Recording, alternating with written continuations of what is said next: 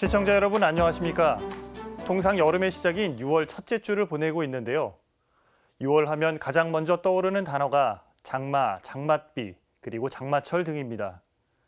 장마는 여름철에 여러 날 계속해서 비가 내리는 현상이나 날씨를 말하는데요. 비구름대인 장마전선에 의해 내리는 비를 의미합니다. 그런데 지난달은 기상관측 사상 가장 비가 잦은 5월로 무려 14.3일 동안이나 비가 내렸습니다. 마치 장마처럼 벼락이 치는 요란한 비가 자주 내려 유례없는 봄장마란 말이 등장했습니다. 그러나 기상청과 기상학자들은 엄밀한 의미의 장마는 아니라고 밝혔습니다. 그렇다면 장마철도 아닌데 이처럼 요란스러운 비가 자주 내리는 진짜 원인은 무엇일까요?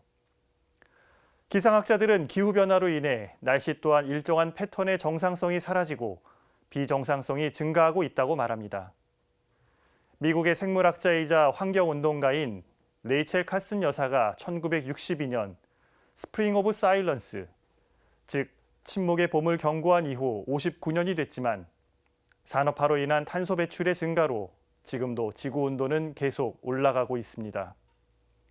기상이변으로 인해 심각한 환경위기는 인류가 피하거나 감출 수 없는 가장 불편한 진실입니다. 짧아진 봄이 침묵하고 가짜 장마에 진짜 장마가 숨고르기에 들어갑니다. 빙하와 만열선이 힘없이 녹아내리고 아름다운 사계절은 길을 잃고 헤맵니다. 인간이 만들어낸 이 슬프고도 안타까운 자연의 병적 몸부림을 우리는 언제까지 수수방관해야 할까요? 프란치스코 교황은 생태회칙 찬미받으소서에서 이 세상 그 어떤 것도 우리와 무관하지 않다며 생태적 회개와 행동을 우리에게 요청합니다. 6월 5일 어제는 환경의 날이었습니다. 오늘 CPBC 주간종합 뉴스는 자연환경의 불편한 진실은 무엇이고 이를 해소하기 위한 인류의 아름다운 불편함을 집중 조명하는 환경과 생명 특집으로 함께하겠습니다.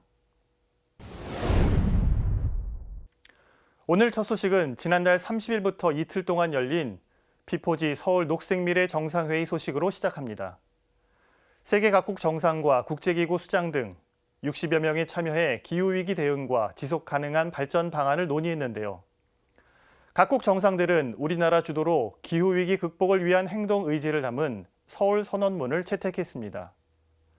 P4G 정상회의 주요 메시지를 먼저 정리해드립니다. 이어서 이번 P4G 선언문이 우리 정부의 정책 방향과는 과연 맞는 것인지, 아울러 기후위기 극복을 위한 구체적인 실천 방안으로 무엇이 담겨 있는지 분석해봤습니다. 경제 사회 구조 전반을 저탄소 방식으로 전환해야 미래 세대가 생존할 수 있다고 믿습니다. 기후변화 대응과 지속 가능한 발전 방안을 논의한 2021 P4G 서울 녹색미래 정상회의가 어젯밤 마무리됐습니다. 정상회의의 대미는 서울 선언문 채택이었습니다. 정상들은 선언문을 통해 기후위기의 심각성을 강조하며 이를 극복하기 위한 기후행동 실천 의지를 다졌습니다. 특히 코로나19 팬데믹으로 인한 피해 극복 역시 친환경적으로 이루어져야 한다는 점을 재확인했습니다. 정상들은 기후위기가 환경 문제만이 아니라 경제, 사회, 안보, 인권에 영향을 미치는 문제라는 데 동의하고 코로나19 역시 녹색 회복을 통해 극복해 나가야 한다는 데 인식을 같이 했습니다. 정상들은 이어 기후위기 극복을 위한 행동에 시민사회가 적극적으로 참여해 줄 것을 당부했습니다. 물, 에너지, 식량 및 농업, 도시, 순환경제, 금융, 지자체 역할 강화, 포용적이고 공정한 전환 분야에서 민간 협력을 강화하기로 했습니다. 나아가 기후행동 확산을 위해 시민사회의 참여와 역할이 중요하다는 데 의견을 같이 했습니다. 회의에 참석한 인사들도 기후위기 극복을 위한 연대와 협력을 강조하는 메시지를 발표했습니다. 안토니오 구테레시 유엔 사무총장은 기후위기 극복을 위한 구체적인 정책을 당부하며 개도국의 기후 적응을 위한 선진 국가들의 공여금 확대 등 지원이 필요하다고 강조했습니다. 클라우드 슈밥 세계경제포럼 회장은 탄소 중립 달성을 위한 정부와 산업계의 협력을 당부했습니다. 이번 P4G 정상회의는 우리나라의 기후위기 극복 의지를 알리는 장이기도 했습니다. 문 대통령은 개회식에서 국가 온실가스 감축 목표 상향 의지를 밝히며 화석연료와의 과감한 작별을 선언했습니다. 문 대통령은 또 녹색 회복을 위한 개발도상국 지원안을 발표하는 등 그린 리더십 선도국가로 발돋움하겠다는 의지도 드러냈습니다. 포용적 녹색 회복과 탄소 중립 실현 의지를 다지며 마무리된 P4G 정상회의. 각 정상들은 보다 나아진 미래를 기대하며 2년 뒤 콜롬비아에서 다시 만날 것을 약속했습니다. CPBC 장현민입니다.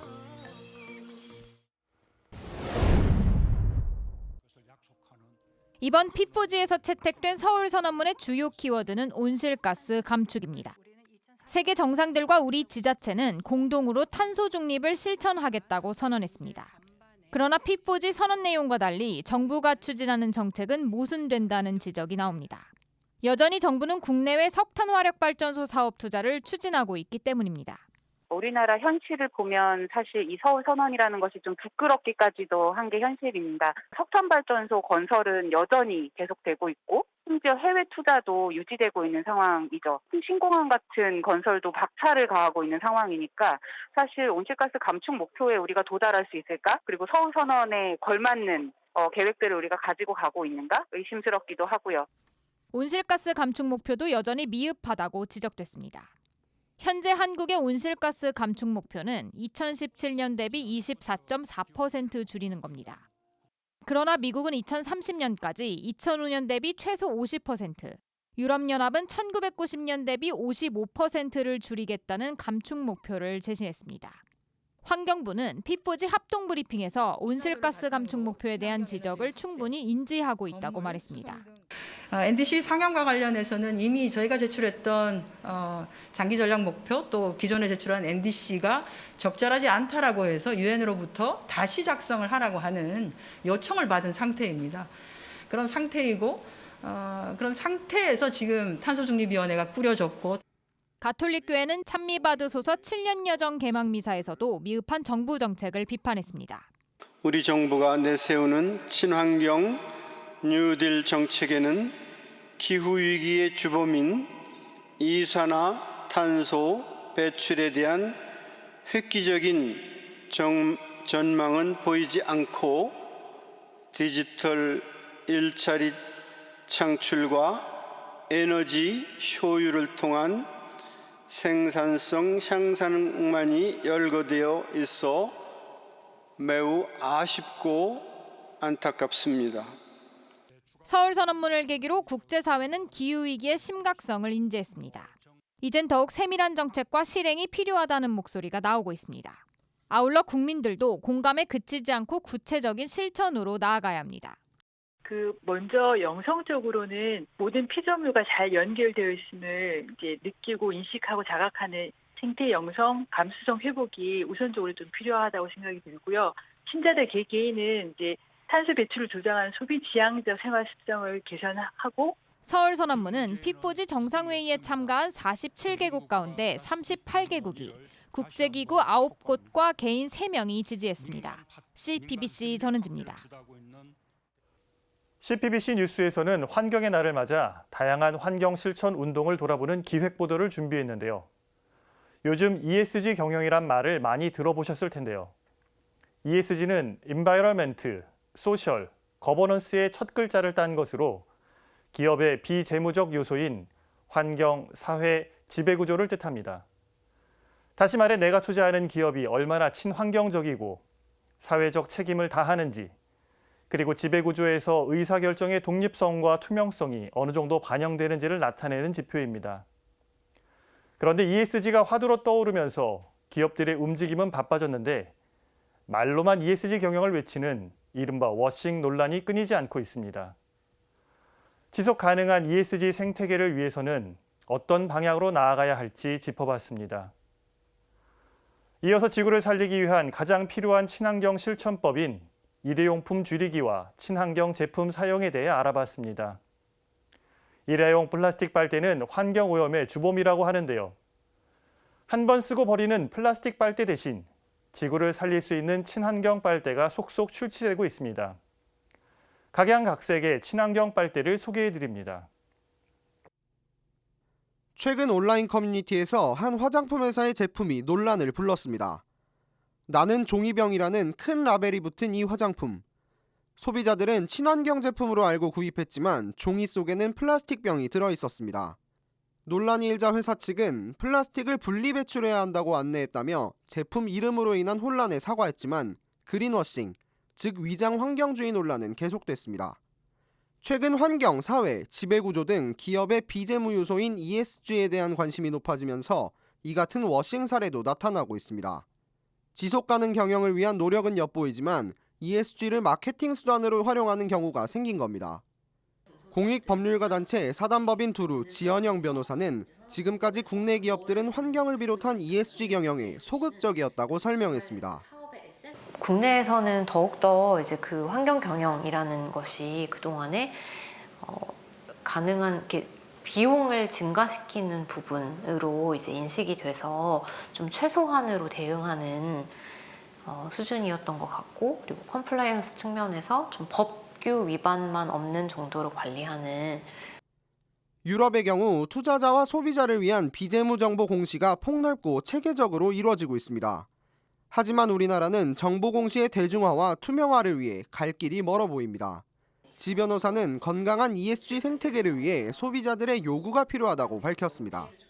소비자들도 요구를 해야 될 것 같습니다. 기업들에게 이런 지표를 공시해라. 그리고 그것이 지금 어떻게 발전해 나가고 있는지를 추적할 수 있게끔 공시해라 라는 부분에서 그런 것들을 잘 하고 있느냐가 또 그 친환경 경영을 하고 있는 기업인지를 판단할 수 있는 소비자에게 있어서 기준이 또 될 것 같습니다. 기업 ESG 관련 지표는 전 세계 600여 개. 한국 정부는 지표의 난립으로 인한 혼란을 줄이고 가이드라인을 제시하고자 K-ESG 지표를 정립하고 있습니다. 특히 환경부는 환경 분야에 대한 기업 분류 체계를 올해 안으로 선보일 예정입니다. 지 변호사는 단순히 지표를 내놓는 것에 그치지 않고 꾸준히 개정되고 기업을 감시할 수 있도록 해야 한다고 강조했습니다. 중요한 것은 뭐 이게 완성형이 아니라 기술의 진전에 따라서 계속 그 개정이 되어야 되는 그런 부분으로 앞으로 꾸준한 그런 모니터링이 좀 돼야 되는 부분 같습니다. ESG 평가에서 높은 점수를 받는 것보다 중요한 것은 주체인 기업들의 의지와 실천입니다. 지 변호사는 아직은 미숙한 한국의 ESG를 기업들이 내면화하고 차근차근 실천해 나가는 것이 필요하다고 조언했습니다. 모범생처럼 모든 것을 다 A를 맞으려고 하는 마음으로 기업들이 이제 대응을 하고 있는 부분은 좀 아직 좀 미숙한 그 이제 ESG를 좀 내면화하지 못하는 부분인 것 같아요. 우리 기업은 이런 측면이 좀 더 두드러지게 역할을 해야 되는 그런 기업이다라고 스스로 좀 정의를 내리고. CPBC 김영준입니다. 우리나라에서 소비되는 플라스틱 빨대는 연간 20억 개가 넘습니다. 빨대로 인한 환경 문제가 대두되면서 환경부는 내년 6월부터 커피 전문점 매장에서 플라스틱 빨대 사용을 전면 금지했습니다. 작은 불편함보다는 지구를 생각하는 소비자들이 늘어나면서 친환경 빨대에 대한 관심이 늘고 있습니다. 여러 번 사용할 수 있는 다회용 빨대로는 실리콘 재질과 스테인리스 재질의 빨대가 대표적입니다. 쌀빨대, 사탕수수 빨대, 옥수수 빨대 등 다양한 친환경 빨대도 눈에 띕니다. 특히 플라스틱 빨대와 사용감이 비슷한 생분해 빨대가 소비자들에게 인기입니다. 국내에서 생분해 빨대를 가장 먼저 양산 제조한 김지연 대표는 생분해 빨대를 만들게 된 계기를 죄책감 때문이라고 말합니다. 김 대표와 그의 아버지가 이미 30년 전부터 플라스틱 빨대 제조업에 몸담고 있었기 때문입니다.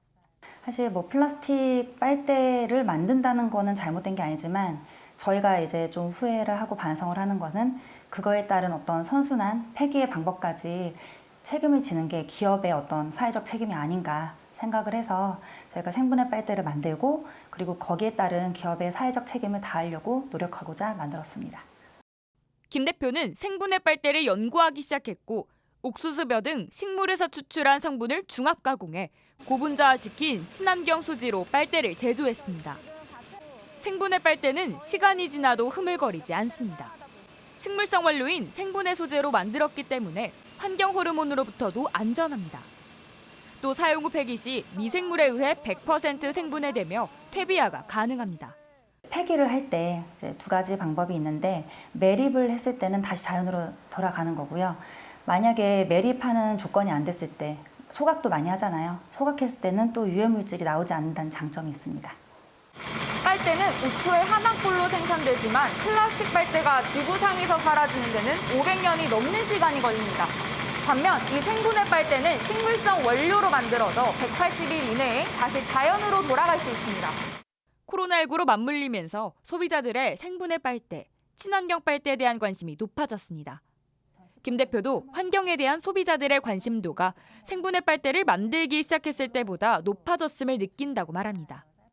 코로나 상황을 지내면서 여러 가지 배달 용기들이나 이런 환경 이슈들을 몸소 겪는 경우가 더 많아진 것 같아요. 나부터 실천을 해야겠다라는 생각을 많이 하시는 것 같아요. 그래서 카페에서도 이런 걸 사용하는 카페에는 친환경 카페구나 하고 좀 더 좋게 생각을 하시고 요즘 환경을 생각하시는 분이 많이 계신데 그러니까 제가 할 수 있는 범위에서 제가 할 수 있는 거를 생각해 봤는데 가격 차이 얼마나 나긴 하지만 그거보다는 그래도 조금이나마 환경을 생각하시는 다른 분들에 비하면 약소하지만 거기에 동참하기 위해서 그래서 시작하게 됐습니다. 소비자들에게는 편리하지만 지구에게는 불편한 플라스틱. 당장 모든 플라스틱 사용을 금지하고 사용을 안 할 수는 없습니다. 하지만 플라스틱 빨대부터 하나씩 줄여나가는 것이 생태 환경을 지키는 길입니다. CPBC 김정아입니다. 네, 리포트를 들으니 정말 우리의 공동의 집인 지구를 살리는 일은 100마디 말보다 실천이 무엇보다 중요한 것 같습니다. 우리 사회 각계 인사들이 환경의 날을 맞아 CPBC 뉴스에 영상을 보내왔는데요. 전기차부터 쿨맵시, 텀블러까지 지구를 살아가는 마음이 듬뿍 담긴 메시지와 제안들을 전해드립니다.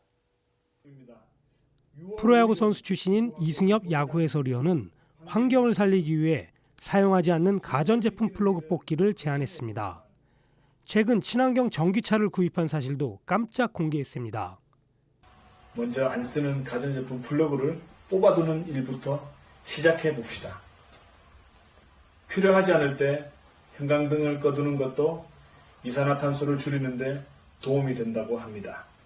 모두가 함께 살아가는 지구의 환경을 지키기 위해 저 이승엽도 얼마 전 환경을 위해 전기차를 구입해서 사용 중입니다. 하늘을 누비는 대한항공 이상필 기장은 가까운 거리는 걸어다니고 되도록 대중교통을 이용하자고 제안했습니다. 비행을 하다 보면 눈에 띄게 안 좋아진 대기 환경을 보곤 하는데요. 6월 5일 환경의 날을 맞아서 조그만 실천을 시작해보는 건 어떨까요? 가까운 거리는 걸어다니고 되도록 대중교통을 이용하는 습관을 들인다면 우리 지구의 탄소 배출은 크게 줄어들 것입니다. 저도 미루지 않고 오늘부터 탄소 배출 줄이기에 동참하겠습니다. 오수진 기상캐스터는 시원한 옷차림으로 냉방 에너지를 줄이는 방법을 알려줬습니다. 실제 바람이 잘 통하는 소재의 낭낙한 옷차림이나 남성분들의 경우 재킷이 없는 반팔 셔츠 차림으로 이 넥타이를 풀면 체감온도가 약 2도나 내려간다고 해요. 사무실에서 시원한 옷차림으로 냉방 에너지를 줄이면 자연스럽게 온실가스 배출량도 줄어들겠죠.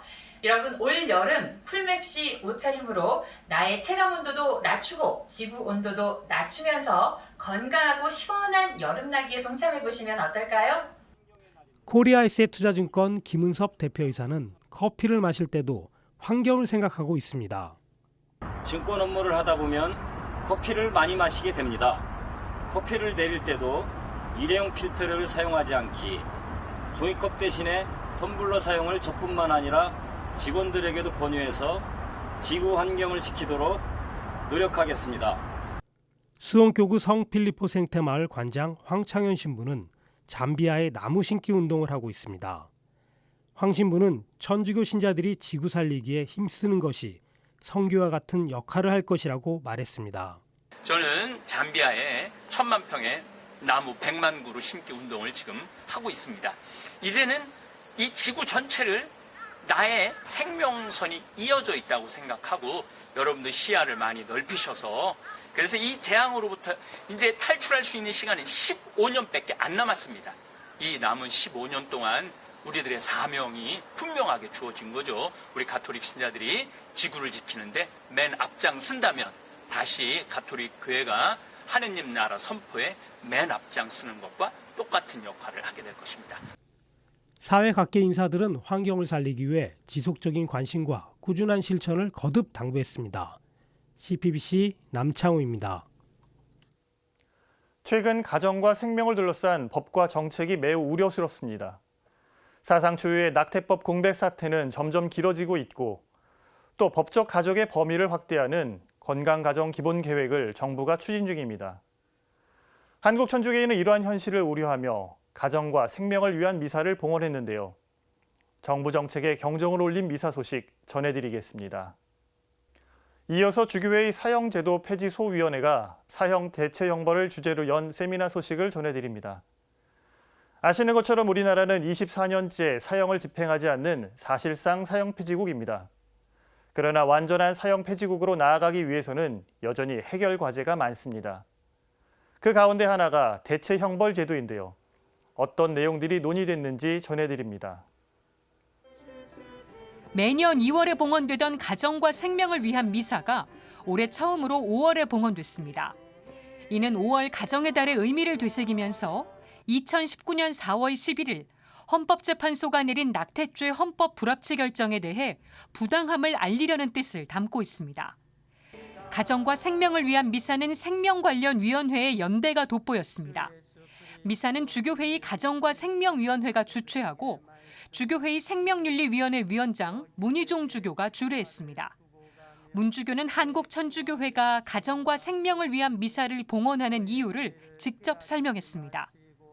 힘없는 인간 생명인 태아까지도 스스럼 없이 죽이고자 하는 무모하고 교만한 우리 시대의 인간 욕심 앞에 우리 교회가 당당히 맞서며 가정과 생명을 수호하기 위하여 문 주교는 미사 중에 기도가 필요한 이들을 일일이 언급했습니다. 미혼 부모와 입양 가정, 이주민 가정, 그리고 가정과 생명 수호를 위해 애쓰는 이들을 위한 기도를 당부했습니다. 극심한 어려움 속에서도 큰 희생으로 자녀들을 양육하며 가정을 잘 수호하고 있는 우리 시대의 부모님들을 위해서 기도하겠습니다. 그리고 온갖 힘든 여건과 사회에 만연한 생명 경시의 유혹에서도 꿋꿋하게 자녀들을 낳아 잘 키우고 있는 이 시대의 용기 있는 엄마, 아빠들을 위해서도 기도하겠습니다. 주교회의 가정과 생명위원회 위원장 이성효 주교는 총무 이근덕 신부가 대독한 강론을 통해 우리 사회의 반생명 문화를 조목조목 비판했습니다. 이 주교는 아무런 죄의식 없이 자행되는 낙태가 영유아 살해와 아동학대, 자살 등으로 이어지고 있다고 경고했습니다. 이어 가족의 개념을 확대하는 제4차 건강가정 기본계획에 대해 혼인과 가정이 지니는 보편적 가치를 혼란스럽게 할 위험이 있다고 우려했습니다. 이 계획안이 철저한 개인주의를 법적으로 옹호하고 은폐하려는 시도라면 주교회의 가정과 생명위원회는 이에 단호하게 대처할 것입니다. 미사 중에는 낙태 없는 세상과 미혼 부모, 생명수호 봉사자를 위한 신자들의 기도가 울려 퍼졌습니다. 또 생명수호를 위한 찬양과 율동이 이어지며 명실공히 생명축제의 장이 됐습니다.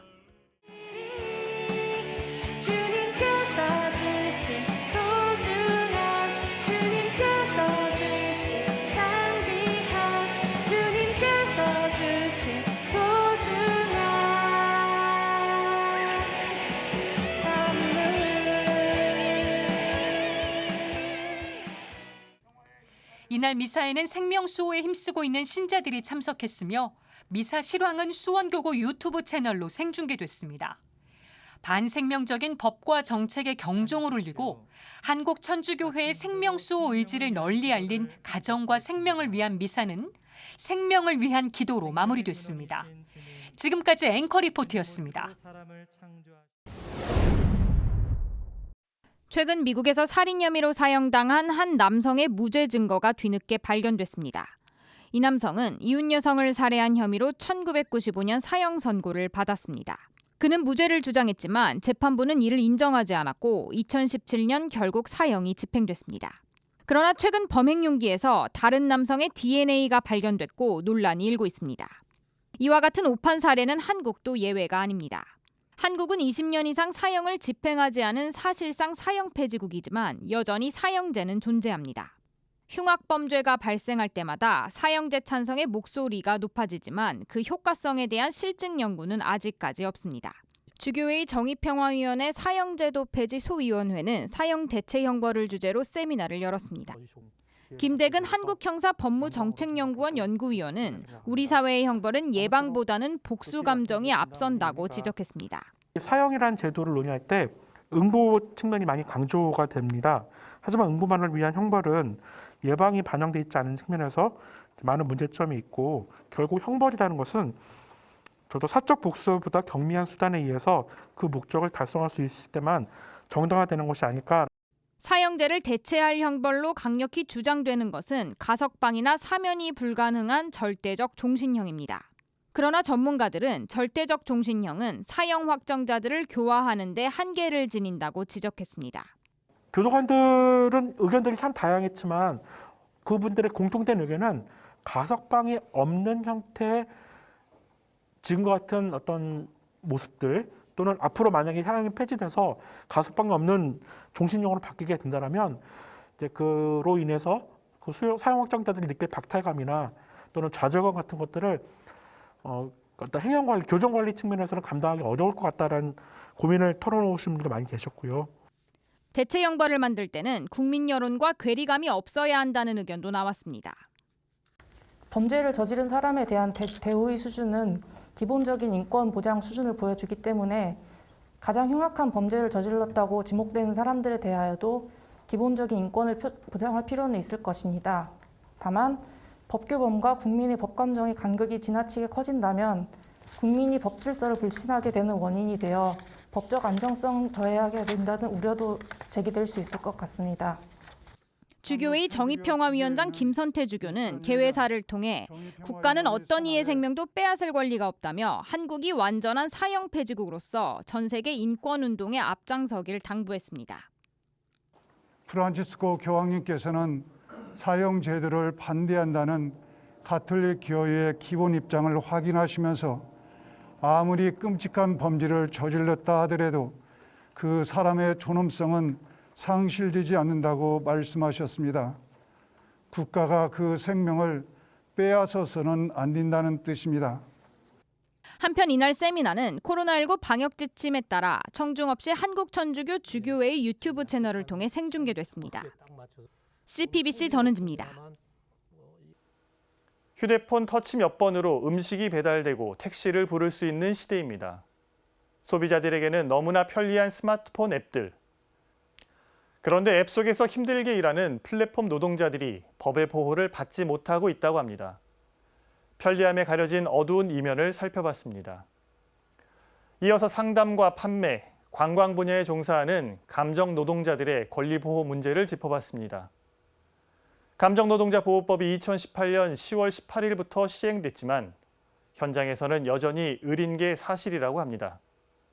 이런 가운데 일부 지자체가 감정노동자 권리 보호에 본격 나섰습니다. 어떤 내용인지 함께 전해드립니다. 부슬부슬 내리는 빗줄기 사이로 속도를 내는 배달 라이더들. 도로를 위험하게 내달리는 이유는 소비자들에게 1분 1초라도 더 빨리 음식을 배달하기 위해서입니다.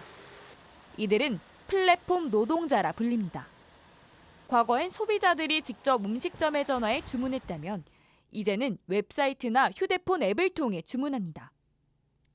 기술의 발달로 스마트폰 사용이 일상화되면서 고용주에 직접 고용됐던 배달 종사자들은 플랫폼에 묶이게 됐습니다.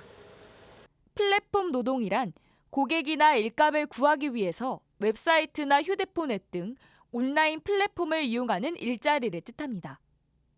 전체 플랫폼 노동시장에서 절반 이상은 배달과 대리운전 등 운송 관련 종사자들이 차지하고 있습니다. 한국노동연구원에 따르면 우리나라의 플랫폼 노동 종사자는 179만 명에 이릅니다. 하지만 단순 구인구직의 이용자와 전자상거래 종사자를 제외하면 전체 취업자의 0.92%인 22만 명입니다. ICT 기술의 발달로 성장한 플랫폼 산업의 장점 중 하나는 일자리를 생성한다는 점입니다. 이런 미니잡 같은 형태의 일자리가 사회에 긍정적인 영향을 미치는 측면을 간과할 순 없습니다. 하지만 파이가 정해진 고용시장에서는 노동의 공급이 늘어나면 그 업종에 종사하는 노동자의 근로조건은 악화되는 문제점이 발생합니다. 지난달 17일 플랫폼 종사자 보호 관련 전문가 간담회에 참여한 성신여대 법과대학 권호성 교수는 플랫폼 노동자를 법적으로 보호할 수 있는 제도가 필요하다고 말합니다. 국가의 제도가 이제 온라인 플랫폼 시장에서의 노동 공급의 확대를 통해로 인해서 이렇게 더 열악해지는 근로 조건의 최저한도의 수준을 인간다운 존엄을 보장할 수 있는 선으로 이제 맞추기 위한 노력들이 필요한 거죠. 문제는 또 있습니다. 플랫폼 기업들은 법적 책임을 회피하기 위해 노동자와 위탁 계약을 맺습니다. 플랫폼 노동자들은 개인 사업자임에도 출퇴근 관리와 업무 배정에 있어 자유롭지 못합니다. 게다가 근무 현황은 성과 평가로 이어져 소득에 큰 영향을 미치기도 합니다. 대형 플랫폼은 이제 알고리즘을 통해서 간접적으로 통제를 하죠. 평점 제도라든지 이 알고리즘 배차를 계속 거절하면 페널티를 준다든지. 권 교수는 플랫폼사가 출퇴근 관리를 하는 순간 법적으로 근로자로 인정받을 수 있는 가능성이 높아진다고 말합니다. 플랫폼 기업에서 자신의 플랫폼을 운영하는 방식에서 일하는 사람들에 대해서 통제력이 강하다. 그러면 그 통제에 대해서 이제 근로기준법상 근로자를 인정하는 방식으로 법 해석을 하는 것이 가장 좋은 방법이라고 생각을 합니다. 플랫폼 노동자라는 큰 테두리 안에는 다양한 노동 형태의 노동자가 존재합니다. 번역앱, 부동산 중개앱, 과앱 종사자는 프리랜서 성격이 강합니다. 반면 배달과 퀵, 대리기사는 직접적인 업무 지휘를 받는 특수고용 성격의 노동자입니다. 같은 플랫폼 종사자여도 일괄적으로 법 적용을 시키는 것에 무리가 따르는 이유입니다. 국회에 계류 중인 플랫폼 종사자 보호법도 마찬가지로 각기 다른 플랫폼 노동자의 성격을 고려하지 않은 채 하나의 범위로 규정한다는 점에서 한계를 가지고 있습니다. 플랫폼 산업의 성장과 노동자 보호라는 두 마리 토끼를 잡는 것이 필요한 시점. 이에 대해 권 교수는 플랫폼사가 기존의 제도와 법을 회피하는 데 기술을 사용하지 말고 기존의 법을 지켜야 한다고 지적했습니다. 같은 유사한 업종에서 사업을 하는 다른 사용자들은 다 지키는 노동법을 기술을 통해서 눈가림으로 종속성을 희석시키는 방식으로 근로자가 아닌 것처럼 해서 근로기준법이나 노동조합법의 보호를 벗어나려는 시도를 멈추는 게 제일 우선이 돼야 된다고 생각을 해요. CPBC 김정호입니다. 최근 모녀 손님에게 갑질 피해를 입은 경기 양주의 한 고깃집 사장. 피해 사연이 알려진 뒤 많은 네티즌들은 격려와 응원을 건넸습니다. 하지만 이 고깃집 사장은 결국 휴업을 결정했습니다. 그런가 하면 콜센터 노동자 10명 가운데 8명은 우울증 위험군에 속한다는 조사도 나왔습니다. 전국 민주노동조합 총연맹 공공운수 노조가 지난해 10월부터 11월까지 콜센터 노동자 1,397명을 대상으로 진행한 설문조사 결과입니다. 이에 따라 각 지자체들은 잇따라 감정노동자 보호 대책 마련에 나섰습니다. 최근 감정노동자 실태조사와 보호방안 연구 용역 최종 보고회를 가진 대구광역시. 홍일학 대구시 경제부시장은 공공부문 감정노동 보호체계 구축을 우선 추진하고 점차 민간기업과 민간단체 등으로 확산시켜 나가겠다고 밝혔습니다. 충남 당진시는 지난달 감정노동자 권리보장위원회를 열고 가이드라인을 발표했습니다. 사용자는 민원 응대 결과 등을 기준으로 한 인사고과 폐지, 건강한 일터 조성을 위한 환경 개선 노력 등을 해야 한다는 내용이 담겼습니다. 인천시는 올해 안에 권리보장 가이드라인 등 감정노동 종사자의 권리 보호를 위한 틀을 갖추고 내년에는 민간 영역으로 관련 사업을 확대할 방침입니다. 서울시도 지난 2018년부터 감정노동 종사자 권리보호센터를 운영하고 있습니다. 센터는 감정노동자 심리 상담과 치유 프로그램 개발 등을 수행하고 있습니다. 이 밖에 서울 강북구 노동자 종합지원센터는 심적 고통을 받는 감정노동자에게 상담을 제공하고 있고 영등포구는 7월부터 감정노동자 상담 심리 서비스를 본격 추진할 예정입니다. 간추는 사회교리 301항은 노동자의 권리는 다른 모든 권리와 마찬가지로 인간 본성과 인간 존엄에 바탕을 둔다고 정의합니다. 따라서 자신의 양심과 존엄성이 모독받지 않고 일터에서 인격을 보호받을 수 있는 권리 등이 존중돼야 한다고 가르칩니다. 그런 만큼 천주교회는 줄곧 노동자의 권리 존중을 강조해왔습니다. 주교회 정의평화위원장 김선태 주교는 올해 노동절 담화를 통해 노동자와 그 가족들은 도구도 잉여 노동자도 아닌 존중받고 보호해야 할 하느님의 자녀라고 역설했습니다. 부당 해고 노동자들 문제 해결에 힘을 쏟고 있는 서울대교구 노동사무위원장 김심원 신부. 김 신부는 최근 가톨릭 평화방송에 출연해 노동을 통해 가족 모두가 행복해질 수 있는 사회를 만들자고 호소했습니다. 많은 사람들이 정말 돈을 벌기 위한 수단으로 일하는 것이 아니라 정말 노동을 통해서 가족이 모두가 더 행복해질 수 있는, 그리고 특히 우리 스스로가 더 행복해질 수 있는 그런 사회를 만들어 갔으면 좋겠습니다. CPBC 김영규입니다. 120년 전인 1901년 신축년 5월에 제주도에서는 밀란이 발생했습니다. 우리는 이 사건을 신축교환, 제주밀란, 그리고 이재수의 난 등으로 부르는데요. 신축교환으로 천주교 신자 300여 명이 희생됐고 제주교회는 큰 타격을 입었습니다. 하지만 일부 천주교 신자들의 악행이 도민들을 분노하게 했고 밀란의 주요 원인이 됐습니다. 프랑스 선교사가 제주의 토착 문화를 미개한 것으로 보면서 무시했다는 사실도 부인할 수 없습니다. 그럼에도 제주교구장 문창호 주교는 교회의 뼈아픈 역사를 숨기지 않고 수면 위로 드러냈습니다. 왜 그런 것일까요? 문주교를 만나 기자가 직접 이야기를 들어봤습니다. 소설가 현기영의 작품 변방의 우짖는 새를 보면 신축교환 당시 천주교 신자의 만행이 이렇게 표현됩니다. 교인 중에는 열심교우도 많았지만 신부의 세력을 믿고 협잡 남봉을 일삼는 불량교인도 허다했다.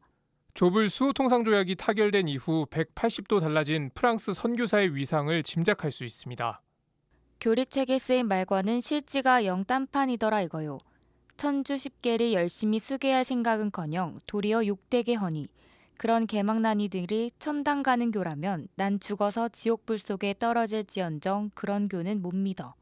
신자였다가 교회를 떠난 강우백의 한탄은 당시 민심을 적나라하게 보여줍니다. 교리를 내세워 토착 문화를 배척한 사례도 등장합니다. 씻을 수 없는 어떤 역사적인 이런 비극을 남겼던 이야기가 저는 그런 상황들이, 그런 사건이 신축교환이 아니었나라는 생각을 해봅니다. 당시 프랑스 선교사가 상당한 권력을 지녔다는 점, 일부 천주교 신자가 교회를 앞세워 악행을 저질렀다는 점은 분명해 보입니다.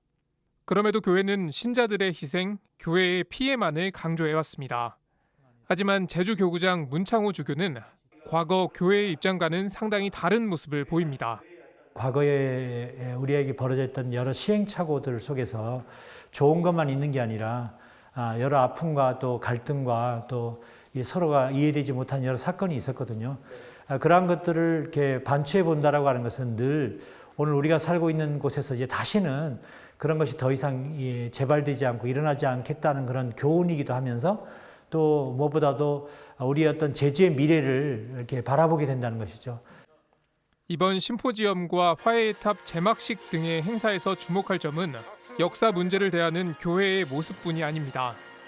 교회가 기획한 행사에 도민사회에서 함께 참여했다는 의미도 있습니다. 이에 따라 제주교구도 교회를 비판하는 내용이 담긴 3.2.4비를 기억하는 행사에 함께할 예정입니다. 서로에 대한 무관심으로 각자의 주장만을 발전시켰던 지난 100년과는 분명히 다른 모습입니다. 과거사를 대하는 교회의 솔직한 태도, 100여 년 동안 이어진 갈등을 해소하기 위한 교회의 노력은 높게 평가됩니다. 다만 신축교환이 이재수의 난보다 널리 알려지지 못한 점, 한국사의 한 부분임에도 전국적으로 의제화가 되지 못한 점 등은 숙제로 남습니다. 이 신축교환이 가지고 있는 의미는 굉장히 크다. 과거의 사건이지만 오늘날 우리가 늘 겸손하지 않으면, 우리가 늘 소통하지 않으면 천주교의 모습이 늘 어떤 교회답지 못한 모습으로 때로는 폭력이 발생할 수 있는 것들이 재현될 수 있는 가능성이 있다. 그런 안에서 오늘 우리의 어떤 교회 현주소를 가늠하는 어떤 하나의 이정표라고 생각이 들고요. 그런 안에서 교회 이정표로서 이 신축교환을 좀 바라봐 줄 수 있으면 좋겠다는 생각이 듭니다. 신축교환의 사례는 향후 선교사들의 교육에 충분히 활용될 가치가 있습니다. 원주민의 문화가 보존되면서 선교가 이루어져야 한다는 것, 프란치스코 교황이 2019년 아마존 신호들을 개최한 이유 가운데 하나입니다. 이런 면에서 신축교환은 인구의 10% 정도인 한국 교회가 세상 속에서 어떤 행보를 보여야 하는지 보여주는 교훈적 표식이 될 것으로 보입니다. CPBC 맹현균입니다.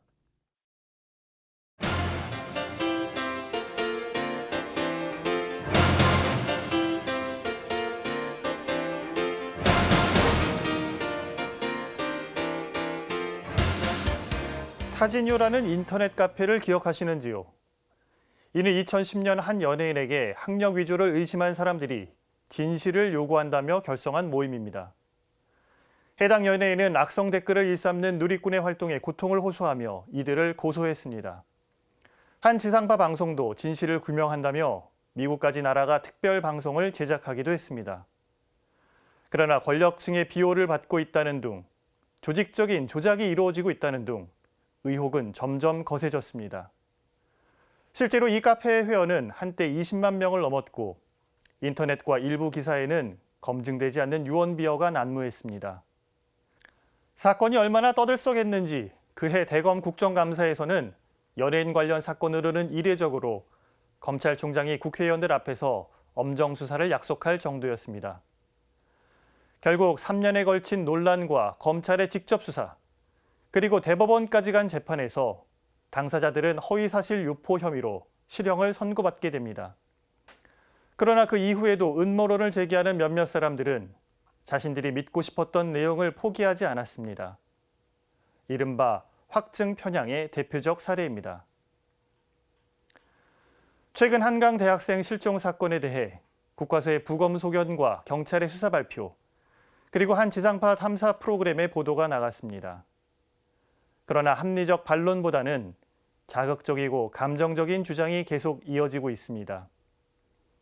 심지어 일부 언론과 1인 미디어들은 조작된 사실을 검증 없이 퍼나르기에 여념이 없습니다. 반짝의 유명세를 타고 싶은 마음, 광고 수익으로 손쉽게 돈을 벌고 싶은 마음이 가득하기에 점점 더 자극적이게 됩니다. 인터넷은 굉장한 영향력을 지닌 도구이기에 우리는 모두 이용자와 소비자로서 이에 대한 책임을 져야 합니다. 프란치스코 교황이 제55차 홍보주일 담화문에서 언급한 내용입니다. 담화에는 다음과 같은 내용도 있습니다. 이러한 비판적 인식은 인터넷을 죄악시해라는 것이 아니라 오히려 우리가 전하고 듣는 내용을 더욱 신중하게 판단하고 성숙한 책임감을 가질 수 있게 하려는 것입니다. 책임감 있고 나르시즘에 빠지지 않는 언론과 1인 미디어의 활동을 기대해 봅니다. 아울러 나의 클릭 하나와 댓글 하나가 가짜뉴스를 거부하고 통제할 수 있는 힘이 있음을 기억하면 좋겠습니다. 오늘 사제의 논은 언론과 1인 미디어의 책임감입니다. 진실을 보도하기 위해 고민하는 모든 분들에게 평화를 빕니다.